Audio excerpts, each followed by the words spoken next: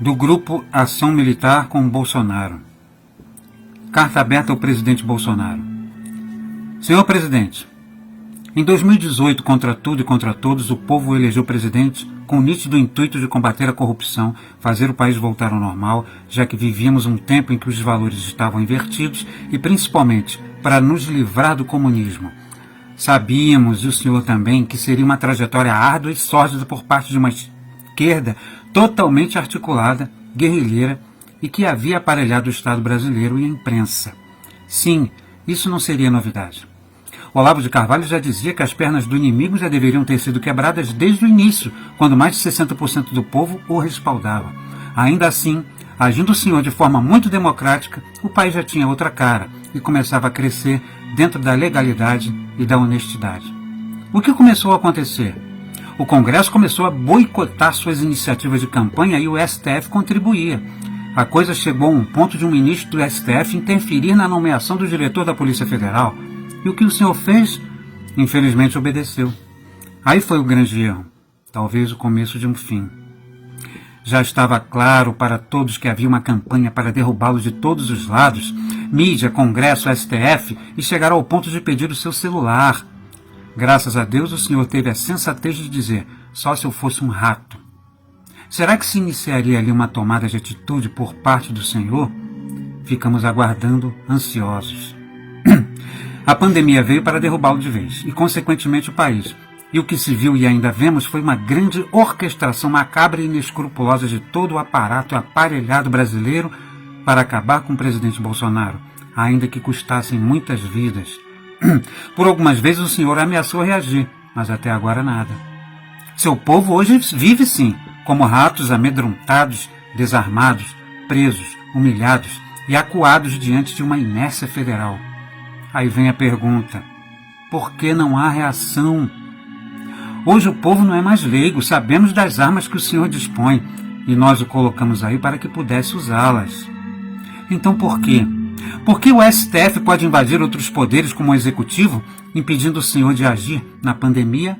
Ou como o Legislativo, mandando prender um deputado por crime de opinião, numa tentativa óbvia de ingestão com o intuito claro de destruir o direito constitucional de outro poder? Por que governadores podem fazer acordo com outros países se isso é prerrogativa do Poder Executivo Federal?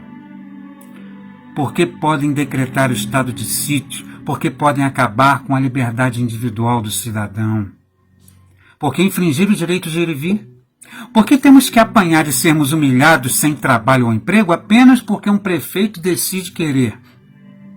Porque o STF pode atentar contra o próprio poder judiciário, anulando anos de sentenças só para soltar um chefe de quadrilha, infringindo e atentando contra os direitos constitucionais de um outro poder novamente. Por que podem atentar tanto contra a nossa Constituição? O senhor se limita a dizer que agirá dentro das 4 linhas da Constituição, certo? Mas e quem rasga a Constituição? Qual a pena? Então vamos para dentro da Constituição. Lá existe o artigo 142, existe o crime de segurança nacional, existe o estado de sítio, estado de defesa, o artigo 1º e outros instrumentos quase ou nunca usados. Sim, podemos agir constitucionalmente, é só querermos. Algumas declarações nos animam, como a do general Braga Neto, que ao citar o artigo 142 o leu e ainda acrescentou que uma das obrigações das Forças Armadas era garantir a liberdade e a democracia, e que não há democracia sem a liberdade do seu povo. Então, o que falta? O ministro da Justiça e Segurança Pública não disse que as Forças Nacionais garantirão a liberdade do povo e seu direito de ir e vir? Então, o que falta? Ministros do STF já cometeram crimes demais contra a Constituição, contra a democracia e nossa liberdade. Todos sabem disso, é quase unânime. E devem ser punidos já. Já até tentaram matar o senhor e ainda não sabemos quem foi o mandante. Como pode isso? Agir democraticamente dentro das regras da Constituição não significa passividade e ter que acatar toda e qualquer atrocidade e nada fazer.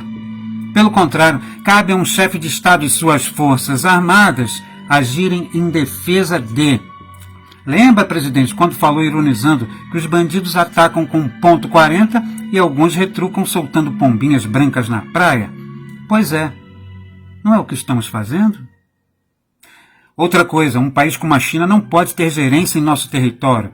O senhor dizia que a China poderia comprar do Brasil, mas não o Brasil, lembra? O povo precisa saber até que ponto nossa soberania está garantida. Enfim, estamos à beira de um abismo.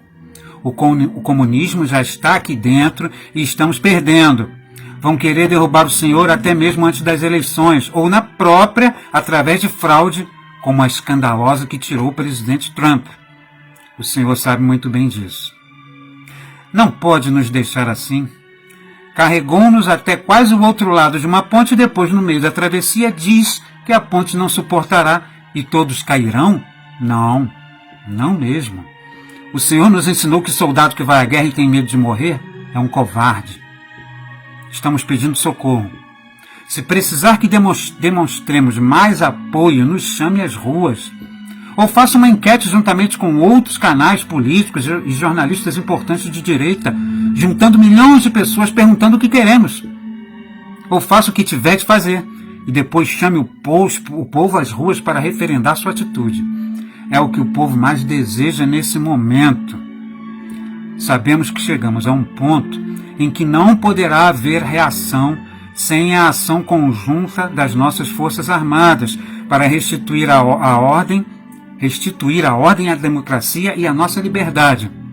Não tema, o povo a respeita muito e apoia e deseja isso, e o senhor sabe muito bem. Haja, e mostraremos ao mundo que estamos com o senhor para o que der e vier, fazendo o que for preciso para resgatar o que temos de mais precioso, nossa liberdade e nossa dignidade. Brasil acima de tudo, Deus acima de todos.